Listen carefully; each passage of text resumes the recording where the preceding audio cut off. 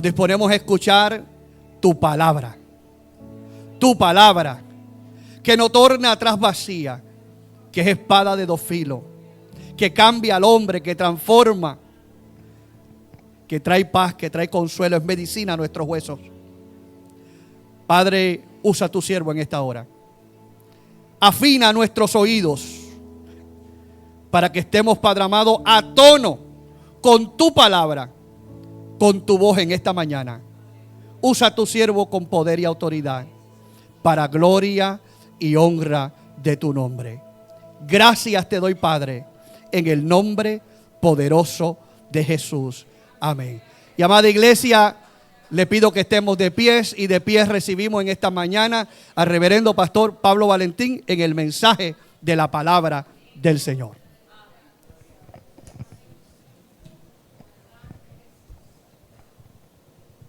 Gloria al Señor. Dios les bendiga, hermanos y hermanas. Amén.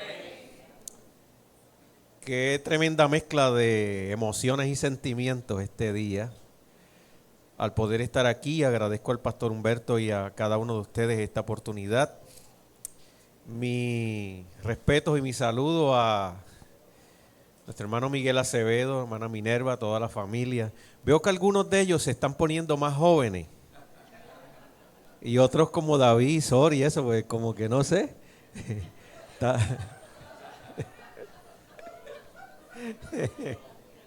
Levante esa mano arriba y adore la gloria de Dios. Qué bueno es el Señor. Hacía tanto tiempo no estaba con ustedes aquí. No sé ya ni cuántos años. Pero siempre es grato llegar hasta este lugar. Obviamente la primera vez que llegué aquí, el pastor era el hermano Basilio.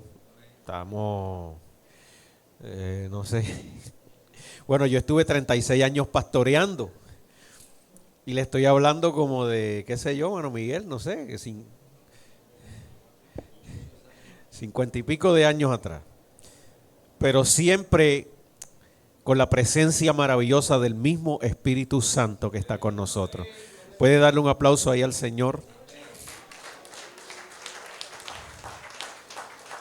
Y como lo que invitaron fue a predicar, no a contar historias, dejemos las historias para otro día, porque hay una mejor historia que contar hoy. La historia del llamamiento, de la cruz, del Calvario, de la salvación. La historia de un Dios que a pesar de lo que somos o lo que fuimos, tuvo misericordia de nosotros y nos alcanzó por su pura y absoluta gracia. ¿Usted cree eso?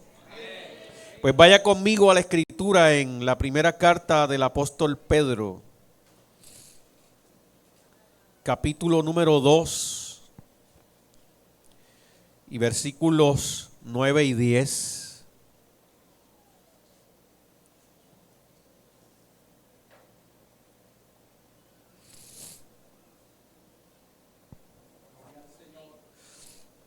Yo voy a hacer la lectura en una traducción de la Nueva Traducción Viviente, pero usted me puede seguir en su tradicional Reina Valera del 60, si es que esa es la que tiene, o cualquiera otra.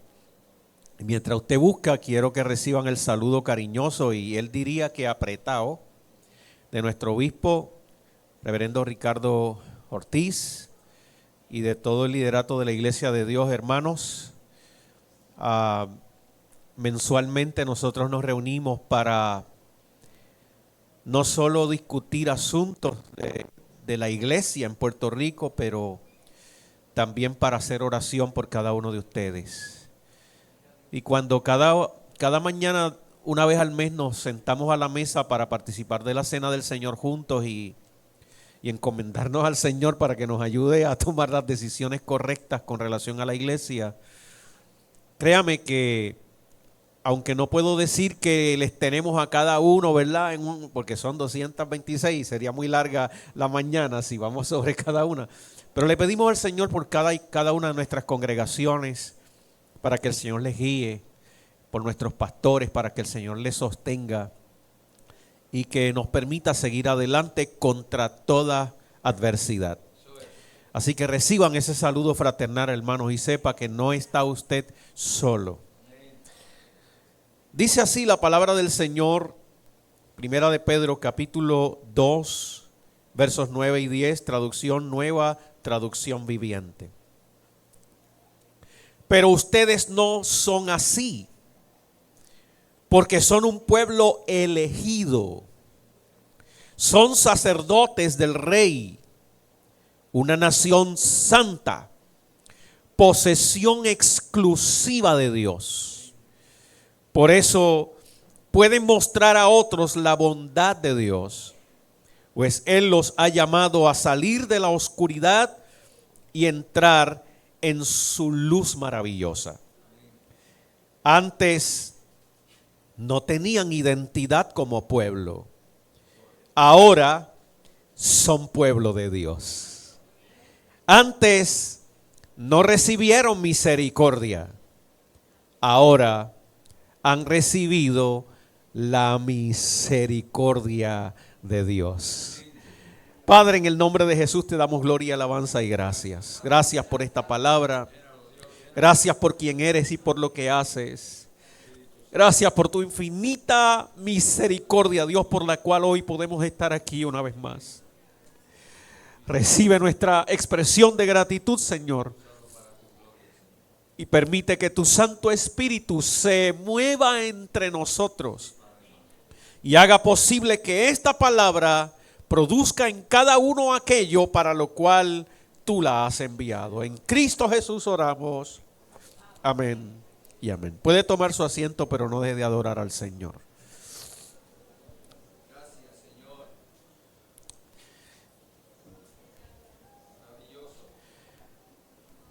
Cuando nosotros nos acercamos a esta carta y a cualquier otra porción de la Escritura, lo más correcto para nosotros lograr entender el mensaje que ella transmite no es como leerlo y tratar de entenderlo en el vacío, sino que cada palabra que está escrita en la Biblia ocurre no en el vacío, sino en un contexto. ¿Ok? Entonces, quien escribe, que es el apóstol Pedro, y no voy a ir a todos los detalles de su vida, porque probablemente ustedes saben más detalles de Pedro que yo, pero una de las cosas interesantes es que Pedro es, además de ser el líder de la iglesia del primer siglo, además de ser el apóstol al que el Señor realmente comisiona con una tarea muy específica y particular de liderazgo dentro de sus apóstoles, es a Pedro tal vez el que tiene mayores dificultades para poder asimilar, y obviamente por su trasfondo y por quién es, de dónde viene, y eso usted lo puede investigar por sí mismo, pues le da trabajo entender que el plan de nuestro Señor Jesucristo, cuando viene a traer el evangelio y a morir y a resucitar al tercer día, no era simplemente un trato exclusivo con la nación de Israel, sino que era parte de un plan que fue ideado por Dios desde antes de la fundación del mundo, de incluir en esta experiencia de la redención o de la salvación a todos los seres humanos. Claro, inicialmente Dios escoge, separa, crea para sí un pueblo al cual hace depositario de su palabra, con la intención de que este pueblo, en el cual ha depositado su palabra y con el que tiene un pacto, se convirtiera en luz para el resto de las naciones y así completar el plan de atraer a todos a la salvación. Eso no quiere decir que esa otra gente que no era pueblo originalmente no estuviesen en la mente de Dios. Pero el plan era, voy a escoger, voy a seleccionar un pueblo a través del cual yo voy a bendecir a todas las familias de la tierra. Y de hecho, si usted recuerda esa porción del pacto abrahámico, no era simplemente para ti y tus hijos, es que en ti serán benditas todas las familias de la tierra. No obstante, ese pueblo, bueno, pues tuvo serios problemas y no pudo estar a la altura, no pudo cumplir la expectativa. Ahí es cuando entonces el plan de Dios, y esto es una nota que le pongo al calce, el plan de Dios se cumple con nosotros o a pesar de nosotros, pero se cumple. Si usted falla, no importa, Dios no va a fallar. Si usted se queda varado en el camino, no importa, Dios seguirá caminando. Él seguirá irrumpiendo en la historia. Y aunque ciertamente con esa parte Israel tal vez no pudo cumplir, el plan eterno de Dios se va a cumplir como quiera, y como quiera se cumplió. Así que a Pedro le da trabajo eso. Bueno, usted sabe, al punto de que Dios mismo tiene que venir a revelarse a Pedro. Y Pedro tenía esta dificultad, ¿verdad? Para cómo llegar a los gentiles. Y probablemente por eso es que el Espíritu Santo también mueve entonces en esa dirección al apóstol Pablo, al cual se le conoce el apóstol de los gentiles. Y cuando hablamos de gentiles, ¿verdad? Estamos hablando de todos aquellos que no forman parte del pueblo judío y que originalmente no están cobijados bajo el pacto de la promesa a ese pueblo. Pero de nuevo, no quiere decir que están fuera de la mente de Dios. Así que el Espíritu Santo, el Señor se le revela a Pedro, y usted conoce la historia, aquel lienzo que va descendiendo del cielo con toda clase de aves y de cuadrúpedos y toda cosa inmunda. Y a la que Pedro dice, no muchacho, yo de eso no voy, yo no voy ni a mirar para allá, porque yo no me contamino, porque yo no me junto con eso, porque yo no mezclo con eso. Yo sé que Dios me llamó a ser santo. Y es el Señor que en esta revelación le dice, mira Pedro, mata y come, y no llames inmundo a lo que yo ya determiné limpiar. Y por ahí sigue la historia, y él pues más o menos, ¿verdad? Como que más o menos empieza a entender. Y lo entiende mejor cuando llega a la casa de Cornelio, si usted lo recuerda. Porque el Espíritu Santo, ¿verdad? Dios lo lleva hasta allí y le dice, yo quiero que tú vayas a predicarle a Cornelio. A Cornelio, pero ven acá, pero que este muchacho es gentil.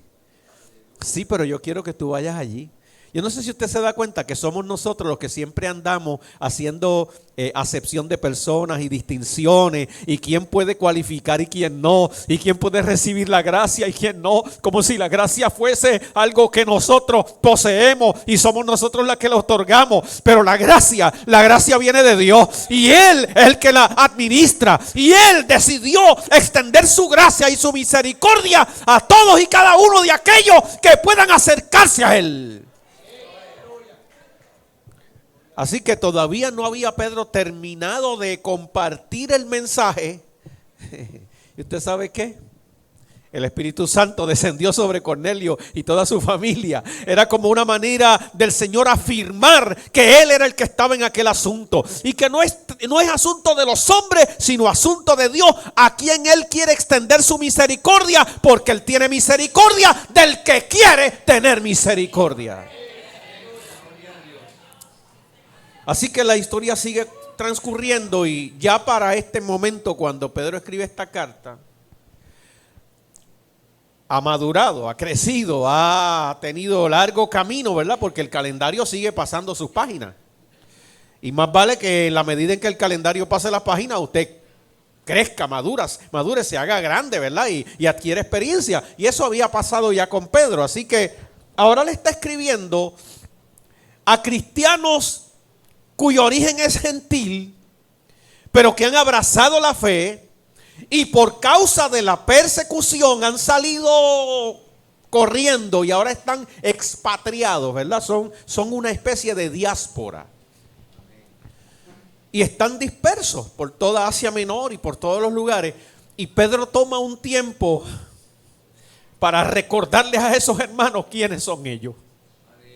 Porque si algo usted no puede olvidar nunca sobre la faz de la tierra, es quién es usted. Y quién es usted no en el plano particular o individual, sino en virtud del cuerpo al que usted pertenece. Porque cuando nosotros hablamos de identidad, nosotros estamos hablando del conjunto de rasgos y de características particulares que distinguen, si bien cierto, a un ser humano, pero también distinguen a los grupos humanos. En este caso, Pedro está tratando de que la iglesia gentil entienda cuál es su identidad, entienda cuál es el rol en virtud de esa identidad, y que entienda que el sufrimiento que están atravesando por causa de la persecución, la angustia, el dolor, la ansiedad, las vicisitudes que están pasando forman parte del escenario real de la vida, en medio del cual Dios nos llamó y nos escogió para anunciar las virtudes de Él, que nos llamó de las tinieblas a su luz admirable. Entonces Pedro le está diciendo: ustedes no son cualquier cosa. Inclusive siempre, y eso es lo que tienes que leer la Biblia, siempre se mantuvo esa especie de tirijala, ¿verdad? De tensión entre los cristianos de origen judío y los cristianos de origen gentil. Y eso viene, bueno, si uno vaya al capítulo 6 del libro de los Hechos. El primer bochinche que hubo en la iglesia cristiana, estoy hablando ahora en boricua, ¿verdad? El primer bochinche, la primera escaramuza, el primer conflicto que tuvo la iglesia aparece en el capítulo 6 de los Hechos. ¿Y por qué fue? Porque las viudas de los gentiles, de los griegos, se quejaban de que no eran igualmente atendidas que las viudas de los judíos, porque había una especie de standing, ¿no? O sea, era como que los cristianos que procedían del ambiente gentil eran como que de segunda, como que eso llegaron ahora, usted sabe, y nosotros estamos aquí primero. Pero no, la iglesia tuvo que manejar y enfrentar y encarar ese conflicto, y por la guianza del Espíritu Santo, lo que la iglesia ha hecho de allá para acá es ir de un conflicto al otro, y por eso ha seguido siendo la iglesia triunfante, porque el Espíritu Santo la guía para sobreponerse a esos conflictos y asemejarse cada vez más a lo que Dios ha determinado que la iglesia sea. Pero si usted viene a la iglesia pensando que usted entra a un pedazo de cielo y que ahí no hay bochinche, que ahí no hay problema, que ahí no hay nada de eso, bueno, pues será que usted viene a un sitio donde todos los que están son extraterrestres. Porque si hay seres humanos, si hay gente de carne y hueso, el conflicto es inherente a la naturaleza humana, y en la iglesia va a haber conflicto. Pero yo le aseguro una cosa esta mañana: si eso es cierto, también es cierto que hay Espíritu Santo. También es cierto que hay manifestación de Dios que arregla lo torcido. También hay gloria de Dios que se manifiesta para enderezar, para que lo cojo no se salga del camino. Y por eso la iglesia puede seguir caminando. Oye, ¿se acuerda de eso, hermano Miguel? La iglesia sigue caminando, sigue caminando. Wow, yo creo que aquí fue que lo aprendí. Y la iglesia seguirá hacia adelante. Pero entonces Pedro le está escribiendo a esos hermanos para animarlos y para concienciarlos de cuál es su identidad ahora en el reino y en Cristo Jesús. Entonces, cuando yo repaso esos principios de identidad que Pedro está compartiendo con los hermanos expatriados de la diáspora, hay varias cosas que yo creo que merecen nuestra atención esta mañana. La primera cosa que Pedro les recuerda a los hermanos es que son un pueblo elegido. La palabra griega que se utiliza allí para elegido implica la acción de tomar algo. Yo puedo seleccionar de todas las cosas que están en este púlpito una de ellas, y estoy en libertad de escoger cualquiera de ellas. Pero la palabra que se usa allí en el original tiene la implicación de que usted hace una selección a base de su deseo o de su voluntad y escoge una de ellas.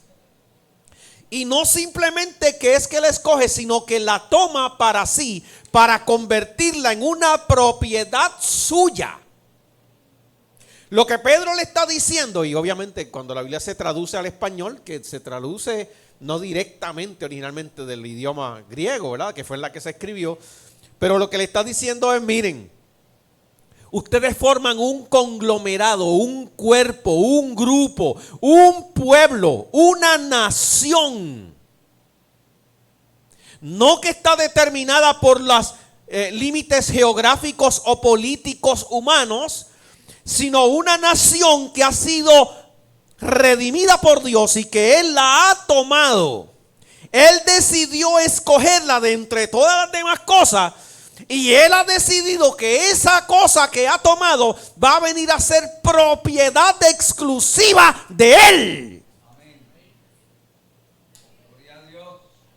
¿Pueden adorar la gloria de Dios?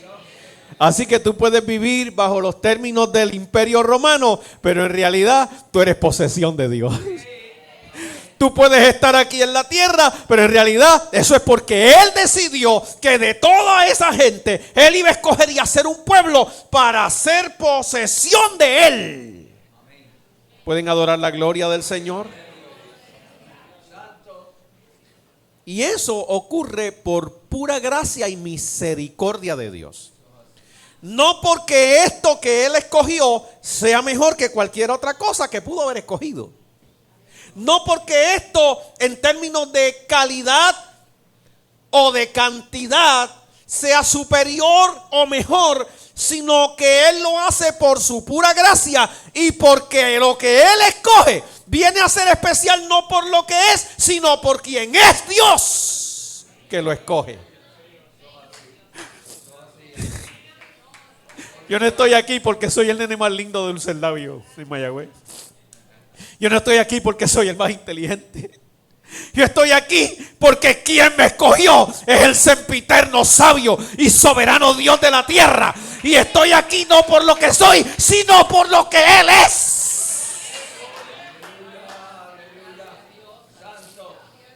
Y esa conciencia, usted como cristiano, no la puede perder. Y Pedro no quería que en medio de la confusión causada por la persecución, los hermanos perdieran de perspectiva quiénes eran ellos.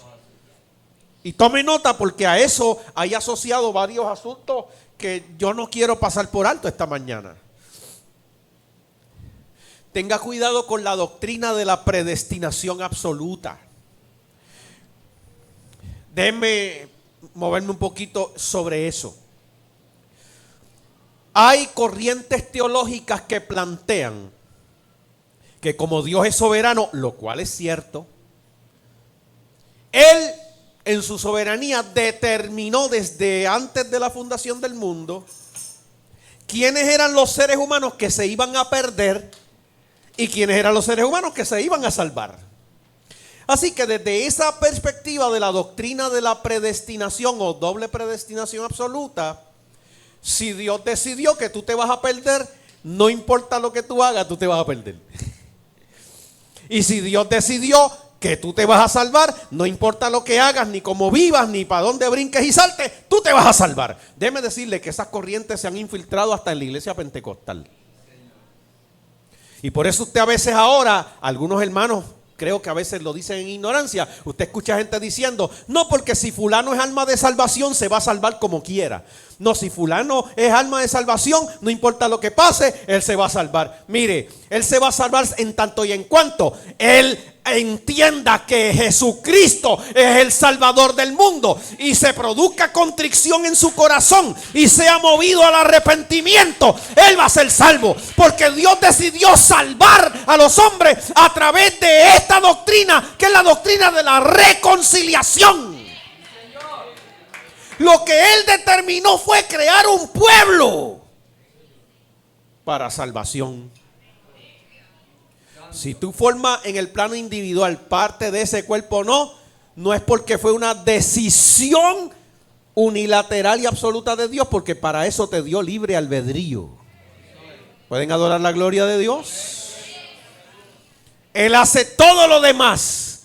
tú necesitas tener contrición en el corazón. Tú necesitas reconocerle a Él. Tú necesitas reconocer que tú lo necesitas a Él. Tú necesitas reconocer que tienes que ser movido al arrepentimiento, como el joven del capítulo 15 del Evangelio de Juan. Padre, he pecado contra el cielo y contra ti. Yo sé que no soy digno de ser llamado tu hijo, pero me arrepiento en polvo y ceniza. Recíbeme como uno de tus jornaleros al menos. ¿Puede adorar la gloria de Dios? Entonces, junto con esa palabrita de advertencia, les lanzo la segunda. Hay gente que piensa que este asunto de Dios haber escogido un pueblo, no logran entenderlo. Dios seleccionó y determinó tomar un pueblo para posesión de Él. ¿Qué es un pueblo? Un conglomerado de gente. La salvación, querido hermano, y escúcheme bien ahora con mucho respeto. La salvación no es individual. Si a usted le vendieron esa otra doctrina en algún lugar, usted tiene que desaprender eso y aprender lo que enseña la Escritura. La salvación no es individual. Dios no viene a buscar personas individualmente, Él viene a buscar un pueblo. De hecho, el arrebatamiento de la iglesia que estamos esperando no es un evento individual donde mi alma volará y solamente la mía. No, Él viene a buscar un pueblo que redimió y que tomó para sí. Y eso es un principio bíblico que está establecido desde los tiempos del Antiguo Testamento. La responsabilidad del pecado tiene un carácter personal. De ahí que cuando los profetas como Ezequiel dicen el alma que pecare esta morirá, es porque hay una responsabilidad en lo personal. Pero cuando tú pecas, tu pecado no solo es tu pecado afecta a la totalidad del cuerpo. Y por eso cuando alguien peca, no logra a veces entender que tu pecado está en el cuerpo, en la iglesia, en la totalidad. Y afecta a la totalidad de tus hermanos. Y hay principios, y eso es un principio bíblico que está revelado desde el Antiguo Testamento. ¿Se acuerdan del muchacho aquel de Acán cuando salieron a la batalla y vio todo aquel chorro de cosas bonitas y esplendorosas y decidió meter aquellos lingotes de oro y aquella cosa debajo del manto babilónico? ¿Por qué fue afectado la totalidad del cuerpo? Está Dios revelando que el asunto del pecado, igual que la salvación, tiene una dimensión corporativa. Por eso yo no puedo pecar y pensar, no, pero eso es mío. Eso soy yo, eso no afecta a nadie. Y por eso es que hay gente que piensa del pecado en términos de si le hace mal o daño a alguien. Mira, el pecado no solo te afecta a ti, le hace sí daño a los demás. Porque le hace daño al cuerpo de Cristo. Por eso cuando yo peco, aleluya, tengo que ir delante de Dios, pero también tengo que ir a reconciliarme con aquella gente a la que he afectado por causa de mi pecado. De ahí la antigua doctrina, hermano Miguel, de la restitución, que cuando tú vienes a Cristo y te conviertes, claro, de modo que si alguno está en Cristo, nueva criatura es, todas las cosas son hechas nuevas, pero las que están viejas, aunque Él las perdonó, necesitan ser restituidas hasta donde sea posible el mal que haya causado. Y por eso si tú eras un ladrón y le robaste a gente, que es el caso de en el Nuevo Testamento, el caso de Zaqueo. Bueno, yo le robé a Raimundo, a todo el mundo. Él pudo haber dicho, no, si ahora todas las cosas son hechas nuevas, ya todo eso quedó atrás.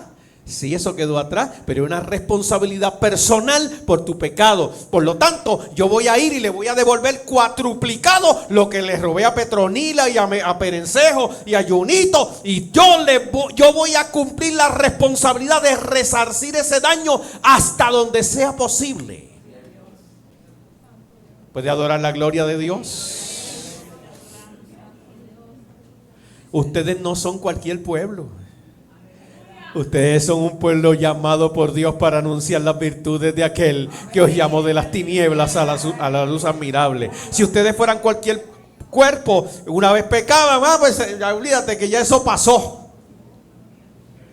Hay que pasar la página, pero hay que resarcir el daño. Hay que pasar la página, pero hay que demostrar que de verdad el Señor transformó mi vida y que parte del proceso de la limpieza de mi conciencia es que yo voy a procurar resarcir ese daño hasta donde sea posible. Eso se conoce en el Pentecostés viejo como la doctrina de la restitución. Entonces, de nuevo, yo tengo que entrar en este cuerpo y entender que formo parte de un cuerpo. Y por lo tanto mi salvación no es de manera individualizada, sino en virtud de formar parte de ese cuerpo. Eso es lo que se conoce como la dimensión corporativa de la iglesia. Porque en la iglesia Jesucristo es la cabeza y los demás formamos el cuerpo. Entonces no puede el dedo pulgar decirle al meñique que como no es pulgar no te necesito y te voy a amputar, sino que todos formamos parte de un cuerpo y cada uno tiene un rol, una función, una tarea que realizar en virtud de la tarea grande que tiene que realizar ese cuerpo. ¿Vamos bien? ¿Cuántos son el pueblo elegido de Dios? Escogidos por Dios. No porque nosotros éramos los nenes lindos de la película, sino porque Él es un Dios grande en misericordia y nos vio con ojos de misericordia. La segunda cosa que Pedro está tratando de meter en la mente de los hermanos que están dispersos por causa de la persecución es que ellos logren entender que ellos tienen un rol sacerdotal. Obviamente en esa transición del judaísmo al cristianismo hay unos aspectos culticos o rituales que ya no tienen efecto. Así que ya no hay tal cosa como sacrificio de animales y de toros y de machos cabrillos. No hay un altar de bronce para usted hacer degollar y usted conoce todo el Antiguo Testamento. Pero lo que sí permanece es ese rol y esa función sacerdotal. Y él le dice: ahora todos los que forman parte de este cuerpo, porque así es el cuerpo tiene un rol que es sacerdotal. Ustedes son intermediarios entre Dios y los hombres. Ustedes son mediadores ahora de este que es un mejor pacto, lo diría el escritor a los hebreos. Ahora ustedes están aquí para llamar a nombre de Dios a los hombres al arrepentimiento. Y ese es el rol de la iglesia. La iglesia no puede traquetear, la iglesia no puede canjear, la iglesia no puede claudicar a su rol profético y sacerdotal. Nosotros llamamos a los hombres en el nombre de Dios al arrepentimiento. Arrepentíos y convertíos para que vengan tiempos de refrigerio de la presencia de Dios a sus vidas. Nuestro rol no es determinar si aquel es demasiado malo para salvarse.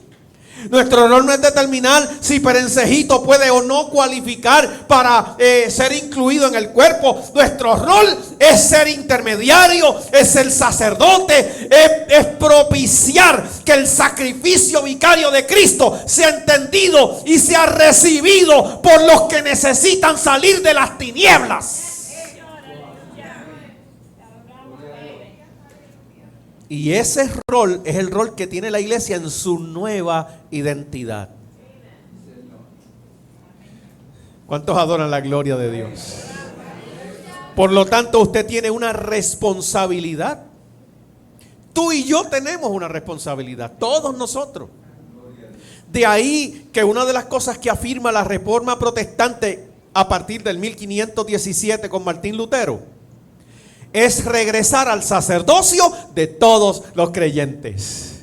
No hay tal cosa como una élite y estos son los únicos que pueden interceder y ministrar y predicar. No.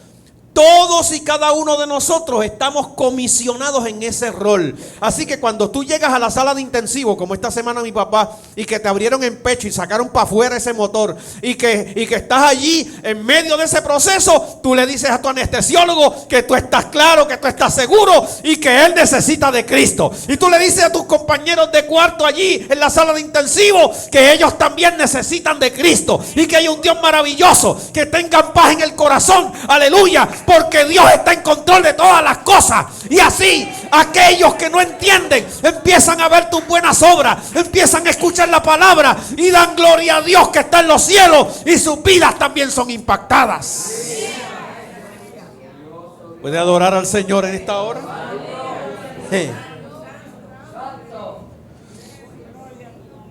Si algo creo que tiene que ser renovado en la iglesia contemporánea, es el principio del sacerdocio de todos los creyentes.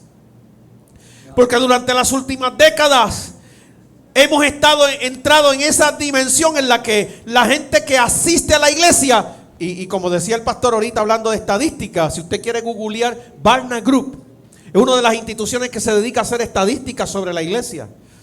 La mayor parte de esa gente de la que él hablaba ahorita, que están perseguidas, es cierto, están allá en el hemisferio del viejo mundo. Pero ¿sabe lo que pasa en el nuevo mundo? No solamente que hay menos proporción de cristianos a nivel, cuando usted mira a nivel mundial, sino que la mayoría de esos cristianos son church goers. Ese es el término que Barna Group utiliza para referirse a ese grupo. O sea, church goer es una persona que asiste a la iglesia, visita la iglesia, va al culto, pero no es propiamente iglesia. Porque para ser iglesia usted tiene que tener clara su identidad, tiene que tener claro su rol, y usted tiene que saber que no se trata de estar 2 horas o 2 horas y media el domingo en un culto, sino que hay toda una tarea y una responsabilidad como creyente que usted tiene que descargar en el mundo. Y por eso tienes que buscar la forma de hablarle a tu familia y a tus vecinos y a tus amigos y a los compañeros en la universidad y a los compañeros de trabajo, y en todo momento y en todo lugar. No es que seas un fanático, pero tú vas a ver siempre una oportunidad en cada cosa. Y tú siempre vas a estar mirando la necesidad de la gente, porque tú te sientes que eres un sacerdote de Dios. Tú eres un intermediario entre Dios y los hombres. Tú eres un facilitador de la gracia para que llegue a la gente. ¿Puede adorar la gloria de Dios? Son pueblo escogido para posesión de Dios, y hemos sido hechos sacerdotes de Él. Número 3, amárrense los cinturones porque vamos a entrar en un área de turbulencia. Somos una nación santa.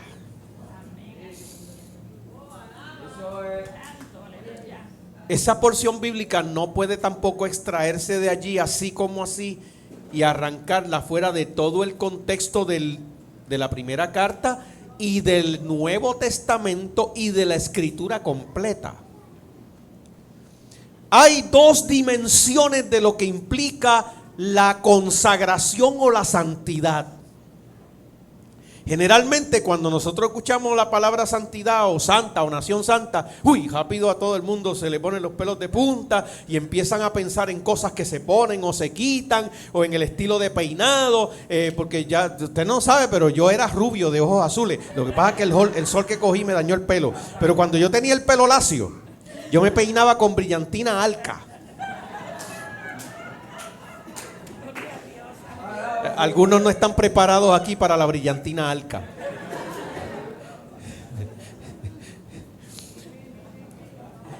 Entonces empezamos a pensar que si te peinas con brillantina alca, digo en ese tiempo, porque entonces era como un gallito. Yo me acuerdo que papi me mandaba a recortar coco pelado por acá y un gallito aquí, y el gallito me lo emplastaba con brillantina alca.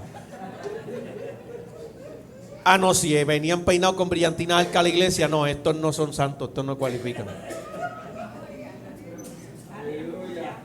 Entonces, David, nos hacemos esas ideas. Pero el concepto bíblico de santidad implica 2 áreas que están estrechamente integradas e entrelazadas. Por un lado, tiene el concepto de pureza moral. Pureza moral desde el punto de vista de lo que Dios determina que lo ofende o no lo ofende a Él. No desde el punto de vista de lo que a mí me parece o lo que la cultura diga.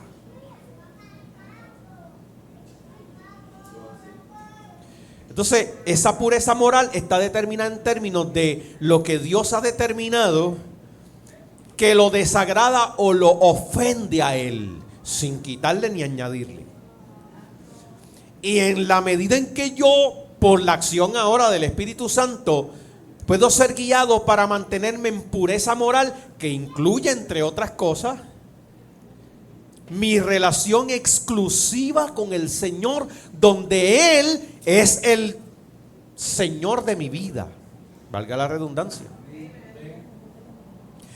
Y no hay otras cosas que ocupan ese primer lugar de Dios en mi vida, porque si las hay, ya entonces estoy cayendo fuera de esa categoría de santidad en términos de pureza moral.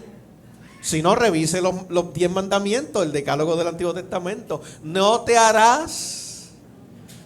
Y no me refiero simplemente a las imágenes que están incluidas, por supuesto. Hoy día hay gente que no tiene imágenes de yeso o de madera o de lo que sea, pero tiene otras cosas que sustituyen el lugar de Dios en su vida. Por lo tanto, tú estás en la misma condición y tú no formas parte de la gente santa. La segunda aspecto que está ahí entrelazado con el concepto de santidad no solo es el asunto de la pureza moral, sino también en términos de destinación, es decir, de consagración. Y les explico. Como muchos de ustedes saben, en el Antiguo Testamento, que es donde se empieza a dar la revelación de Dios para que la vayamos entendiendo paulatinamente, el Señor había determinado que iban a consagrar, es decir, iban a ser santas no solamente personas, sino cosas. Por ejemplo, los utensilios del templo eran santos. Y eso no ocurría porque los materiales de los cuales estaban fabricados venían de alguna otra galaxia o cosas por el estilo. No, eso ocurría porque a esos utensilios del templo también le habían vertido aceite y los habían designado o determinado para uso santo. Así que el micrófono de hecho no había micrófono, ¿verdad? En ese templo. Pero el micrófono que había como parte de los utensilios del templo en el Antiguo Testamento, como era santo y había sido consagrado, es decir, en sí mismo él no tiene ninguna virtud. Porque una cosa, pero es una cosa santa. Esa cosa no se podía usar para el disco party de Marquesina en la casa de Perencejo, porque este era distinto. No es porque la batería que tenía era Duracell, es porque era distinto en virtud del aceite de la unción que había sido derramado sobre él, que lo distinguía para ser usado exclusivamente en el templo. Por eso es que todavía, David, yo tengo serios problemas con estos crossovers en la música. Tal vez David entiende un poquito más lo que estoy diciendo. Este crossover. Vengo el domingo, toco el piano en la iglesia y el sábado por la noche estuve en el hotel. No, porque yo soy músico profesional. Así no funciona esto. Si yo consagré mi instrumento y mi voz y mi vida y fue destinada, consagrada para uso santo, no puedo lo santo utilizarlo para usos viles, porque es o lo uno o lo otro o ninguna de las dos. Y ve que eso es más difícil que las cosas que se ponen o se quitan, o si te peinas o no con brillantina alca. Claro, ya después cuando crecí un poquito, me hice adolescente, tenía un afro, mire, así de grande. Y me echaba afrochín. ¿Alguien sabe lo que estoy diciendo? Aunque hay algunos que yo no creo que ya van a tener afro jamás en su vida, pero bueno. Y yo salía brilloteado.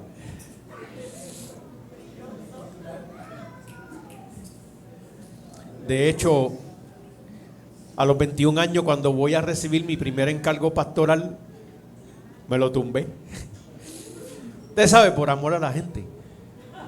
Y porque me metieron presión. Usted sabe, mi jefe, No, pero Pablito, nosotros sabemos que tú eres un muchacho bueno de Dios y todo, pero te tienes que quitar esa cosa. Y en obediencia me lo tumbé. Yo creo que por eso fue que se me dañó el pelo, David. Pero asociado a eso yo estaba claro que yo había sido consagrado para uso santo. Así que ya no depende de lo que me gusta o de lo que a mí me parece, sino de lo que es más conveniente para los propósitos para los cuales fuiste consagrado en el templo. ¿Puede darle un aplauso ahí al Señor?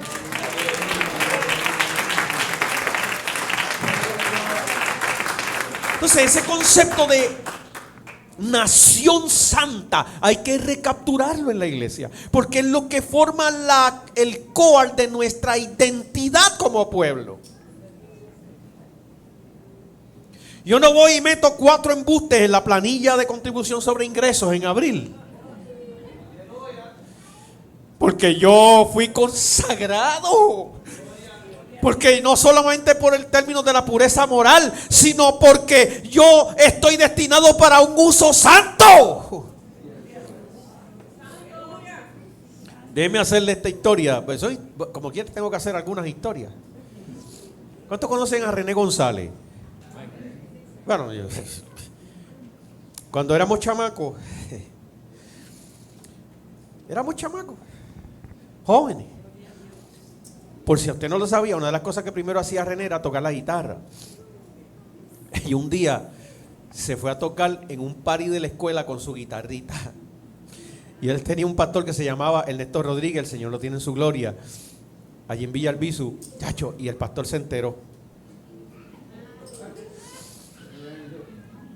Pobre René. Porque no solo no pudo tocar más la guitarrita en los parties de la escuela, sino que tampoco en la iglesia. Pero una de las cosas que después René entendió y que después, yo creo que hasta después él mismo lo compartía, es que él logró entender por lo que hizo su pastor Ernesto Rodríguez, era que él lograra entender que lo que Dios le había dado había sido consagrado para uso santo de él. Y si usted se da cuenta, uno de los pocos, dicen artistas, René para mí es un ministro del evangelio, uno de los pocos ministros de la música que no ha hecho crossover y que de hecho si lo hubiese hecho estaría millonario. Porque créanme, hermano, que le han venido montones de ofertas y oportunidades para el famoso crossover. Y una y otra vez él ha dicho, no puedo hacerlo.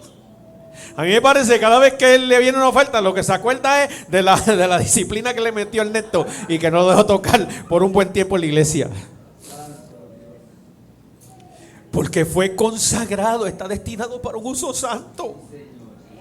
Entonces, aunque te hagan millonario, todos esos millones no te van a servir para nada, porque no vas a lograr cumplir el plan, el propósito por el cual Dios te escogió, te hizo santo y te hizo sacerdote de Él. Iglesia de Dios que me escucha en el barrio Borinquen en este día, el Señor nos está llamando a revisitar los principios de nuestra identidad como pueblo. El Señor nos está llamando a volver a vivir y a practicar tales principios, a vivir y a morir por ellos, a la gloria del Dios nuestro. Somos pueblo de Dios.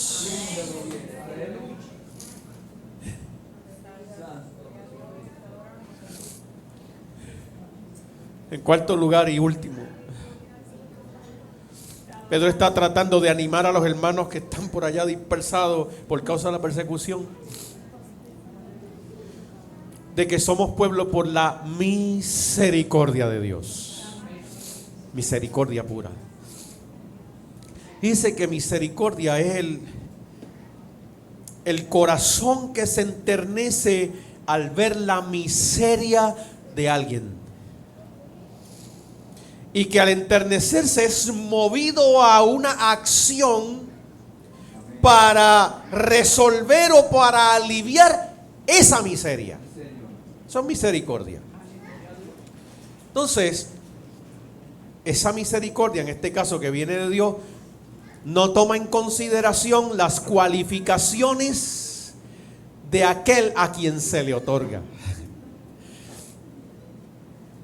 Por eso es que después el apóstol Pablo, ¿verdad?, en sus epístolas dice que de lo vil, de lo menospreciado, de lo que no era, Él escogió para avergonzar a los sabios y a los entendidos. Dios te escogió a ti, no por lo que tú eres, sino a pesar de lo que tú eres. Entonces, eso no puede ser una excusa para no vivir en santidad, tanto de pureza moral como de consagración, sino que por el contrario, el hecho de saber que me escogió bajo esos términos y condiciones, ahora yo tengo que vivir a la altura de lo que Él es, de por quien Él es. Y yo tengo que vivir siempre bajo los más altos estándares, en virtud de aquel que me llamó de las tinieblas a su luz admirable. Yo vengo de una familia humilde, bueno, más bien pobre, porque hay gente pobre que no son tan humildes. Vengo del barrio Dulces Labios de Mayagüez. Llegamos a la Iglesia de Dios a principios de la década de los 70. Por eso nuestro primer supervisor, ¿verdad?, el hermano Basilio, aquí era que veníamos. No existía el distrito de Mayagüez, era Aguadilla, Mayagüez. Porque la única iglesia de Mayagüez, de hecho, era la nuestra y la del Quemao, que vino con nosotros. Y el Señor nos fue llevando. Yo recuerdo una mañana, un domingo en la mañana, lluvioso, era más o menos la temporada de lluvia, ¿no? En Mayagüez, ya usted sabe cómo funciona aquí. Y el carro en casa se había dañado porque pues, obviamente nosotros siempre andábamos con ñangaritas GT. Papi tenía un Chevy Impala del 67. Le sonaba todo y botaba humo hasta por el muchacho. Y ese domingo no quiso caminar y estaba lloviendo. Y entonces mami le dice a papi, bueno, pero me imagino que hoy no vamos a poder ir a la iglesia. Y papi dice, pero bueno, ¿y por qué? No, pero tú no ves que está lloviendo. Y tú sabes, papi siempre ha tenido como una manera muy particular y característica de decir sus cosas. Y dice, sí, pero nosotros no somos de cartón. Así que chinguín nos preparamos y nos dijo, primero, no somos de cartón. Llegar un poquito mojado a la iglesia no le hace. Pero como el Dios nuestro es tan bueno, yo sé que Él va a proveer para que lleguemos secos. La cosa es, hermano, que cuando vamos saliendo por la esquina de la calle y llegamos a la calle, a la Nenadich, viene un carro público. O sea, yo sé que ya eso casi no se ve acá en los carros públicos, pero viene un carro público un domingo en la mañana, nos ve tapándonos con las sombrillas bajo la lluvia, se para y obviamente papi no tenía ni un vellón. Y papi le dice, y él hace, y papi se acerca y le dice, ¿para dónde ustedes van? Bueno, nosotros vamos para la iglesia, pero es que yo no tengo chavo. Móntese aquí que yo los voy a llevar. ¿Dónde van? Íbamos para la iglesia de la salud, que era donde nosotros nos congregábamos, ¿verdad? La iglesia pentecostal de Jesucristo. Nuestro pastor fue Félix Rivera Cardona, uno de los pioneros del Pentecostés en Puerto Rico. Y esa mañana, increíblemente, a pesar del aguacero, llegamos sequecitos a la iglesia. De ese tipo de experiencia, hermanos, de la que se nutre nuestra vida. Pero hoy, nosotros con todos los beneficios que tenemos, todas las posibilidades que tenemos, muchas veces pasamos por alto que hemos sido consagrados para el Señor, que hay una responsabilidad, que hay una tarea que cumplir, que hay cosas que hacer, que hay un movimiento como pueblo que necesitamos producir todo el tiempo para poder demostrarle a la gente que está en tiniebla que Dios nos llamó de ahí y que ahora formamos parte de su luz admirable para que ellos puedan ver la luz. ¿Puede adorar y glorificar el nombre del Señor? Y eso ocurrió solo por la misericordia de Dios. Porque Dios es un Dios de misericordia. Dios nos ve en la miseria, mire, y Él se movió en Cristo Jesús para sacarnos de esa miseria y colocarnos en lugar espacioso, enderezar nuestros pasos y poner un cántico nuevo en nuestros labios. Entonces yo quiero cerrar esta mañana aquí, haciendo eco de las palabras del apóstol Pedro. Miren, hermano, si es verdad que en el mundo tenemos aflicción. Sí es verdad que a veces pensamos que nos ha caído la macacoa porque no solamente fue María, los terremotos, la pandemia, la quiebra, Luma, aquello, lo otro. Pero Dios ha sido más que bueno y misericordioso con nosotros. Y lo que Él está esperando es que independientemente de las circunstancias en las que vivimos o que vivamos, nosotros podamos tener nuestra identidad clara y seguir marchando como mirando al invisible. Seguir haciendo las cosas como si nada aquí alrededor estuviera pasando. Es lo que Pedro le está diciendo a los hermanos. No, yo estoy consciente que hay persecución. No, yo estoy consciente que los soldados romanos cogen a sus niños, les ponen la espada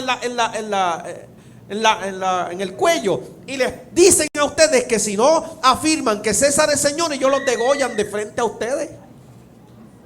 Yo sé eso. Pero ustedes tienen que saber a qué pueblo pertenecen.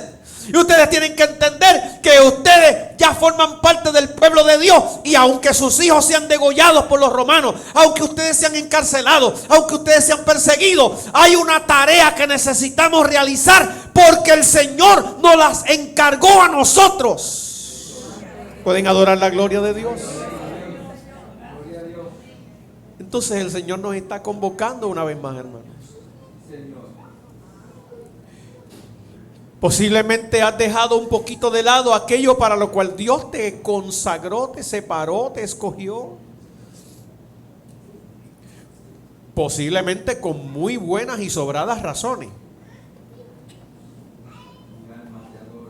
Pero nosotros debemos seguir caminando.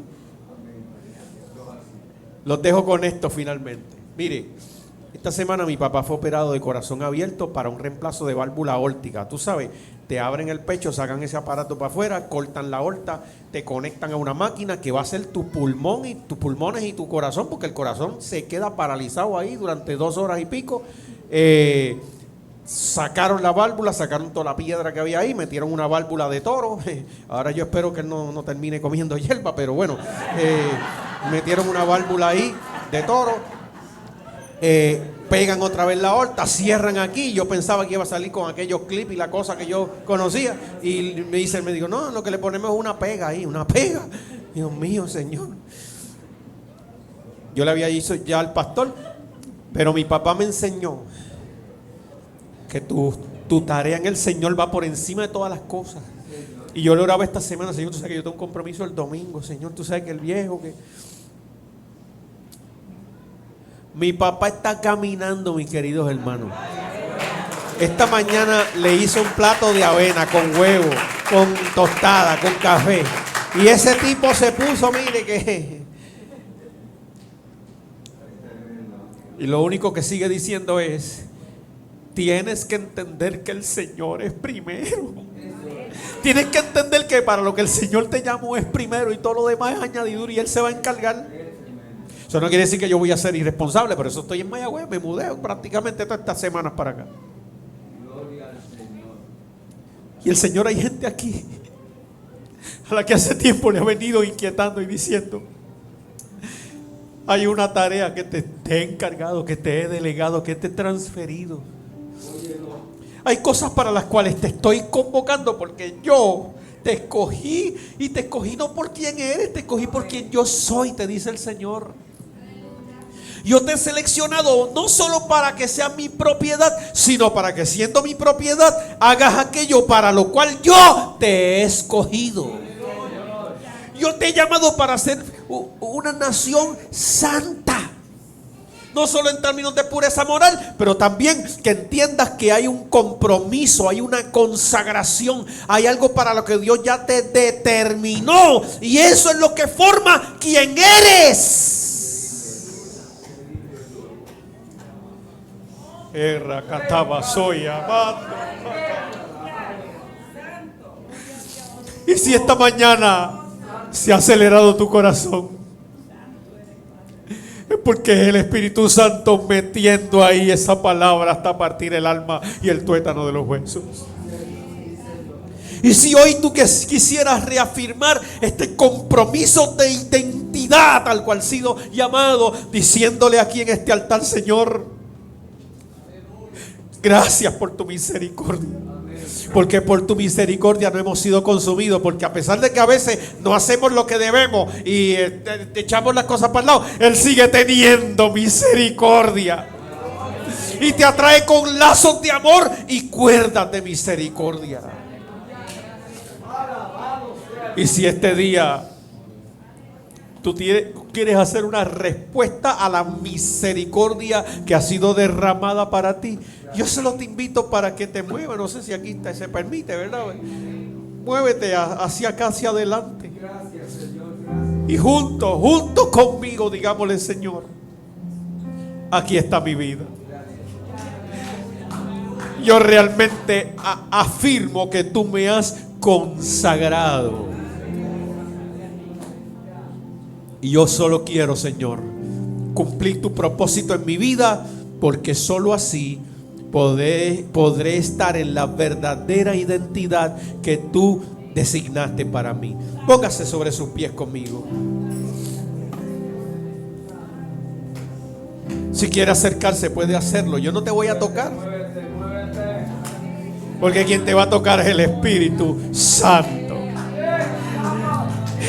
El que va a derramar el cuerno de aceite es el Espíritu Santo. Ay, acá te arribamos.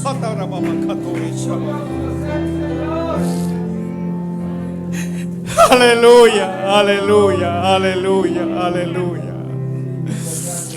Aleluya, aleluya. Los que están allá, levanten y extiendan su mano hacia adelante.